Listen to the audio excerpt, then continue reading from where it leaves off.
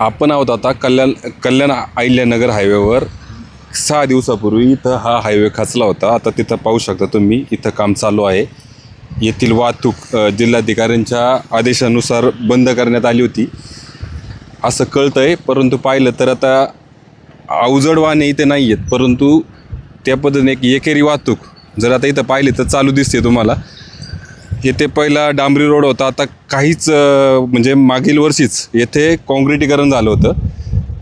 आता त्याला ही नवीन सिस्टम आहे. आता जे आहे डांबर, त्या डांबरी रोडवरच याचं काँक्रिटीकरणाचं काम करतात. त्याच्यावर काय आता स्टील वगैरे काय वापरलं जात नाही. आता जर इथं पाहिलं तर 10 ते 12 फूट जवळजवळ हा रोड खचलेला आहे आणि वाहतूक बंद आहे. ठेकेदाराच्या कामाबद्दल आणि निकृष्टतेचं म्हणजे जे निकृष्ट काम आहे त्याच्याबद्दल नक्कीच चर्चा चालू आहे. परंतु जर आता इथंच जर पाहिलं तुम्ही, इकडे मागे 1 मिनिट कॅमेरा घ्या.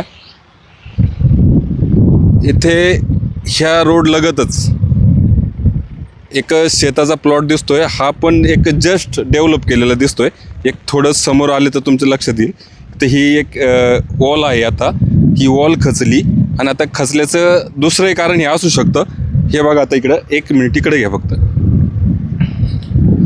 आता इथं तुम्हाला अजूनही JCBचे खोरे दिसतील. म्हणजे ह्याच वर्षी भले ही संबंधित शेतकऱ्याची जागा असू शकते, परंतु इथं जे डेव्हलप केलेलं इथं कोरलं गेलं होतं आणि त्याच्यामुळे की काय, पण ह्या रोड खचण्याला एक चाल मिळालेली दिसण्याचा पण अंदाज आहे. ही जी वॉल होती इथं, ही वॉल पण खचली आहे त्याच्यामुळं, आणि त्याच्यामुळंच की काय रोड पण खचला असेल. आता कदाचित शेतकऱ्याच्या जागेत असेल, परंतु ही हायवे शेजारी आणि अशी परिस्थितीत असेल तर अशाही गोष्टींकडे प्रशासनाने नेहमीच लक्ष दिलं पाहिजे.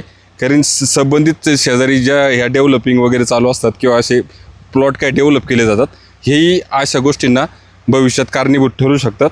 आता हाही जर पाहिला तर तसाच कारणीभूत ठरलेला दिसतोय. रोडचा बांधकामाचा दर्जा निकृष्ट आहेच, परंतु ह्याही गोष्टी अशा गोष्टीला कारणीभूत ठरत आहेत. भविष्यात याच्याबद्दलही नॅशनल हायवे प्रशासन वगैरे असेल, त्यांनी ह्या गोष्टींवर लक्ष देणं तिथंच गरजेचं आहे. किंवा ज्या शेजारी असे शेतकरी असतील त्यांनी असे प्लॉट डेव्हलप करताना हा विचार करणं गरजेचं आहे.